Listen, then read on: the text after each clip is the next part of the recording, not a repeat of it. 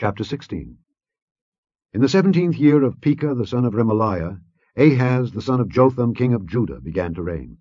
20 years old was Ahaz when he began to reign, and reigned 16 years in Jerusalem, and did not that which was right in the sight of the Lord his God, like David his father. But he walked in the way of the kings of Israel, yea, and made his son to pass through the fire, according to the abominations of the heathen, whom the Lord cast out from before the children of Israel. And he sacrificed and burnt incense in the high places, and on the hills, and under every green tree. Then Rezin king of Syria, and Pekah son of Remaliah king of Israel, came up to Jerusalem to war, and they besieged Ahaz, but could not overcome him.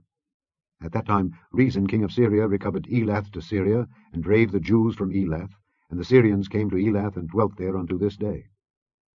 So Ahaz sent messengers to Tiglath-Pileser king of Assyria, saying, I am thy servant and thy son. Come up, and save me out of the hand of the king of Syria, and out of the hand of the king of Israel, which rise up against me. And Ahaz took the silver and gold that was found in the house of the Lord, and in the treasures of the king's house, and sent it for a present to the king of Assyria. And the king of Assyria hearkened unto him.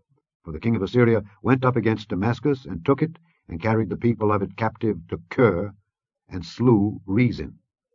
And King Ahaz went to Damascus to meet Tiglath-Pileser king of Assyria, and saw an altar that was at Damascus.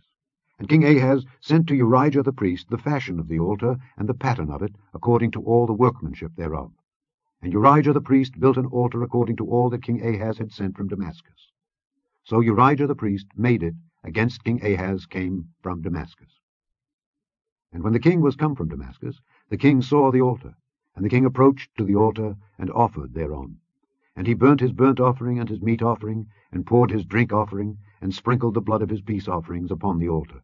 And he brought also the brazen altar which was before the Lord, from the forefront of the house, from between the altar and the house of the Lord, and put it on the north side of the altar. And King Ahaz commanded Urijah the priest, saying, Upon the great altar burn the morning burnt offering, and the evening meat offering, and the king's burnt sacrifice, and his meat offering, with the burnt offering of all the people of the land, and their meat offering, and their drink offerings, and sprinkle upon it all the blood of the burnt offering, and all the blood of the sacrifice. And the brazen altar shall be for me to inquire by. Thus did Urijah the priest, according to all that King Ahaz commanded.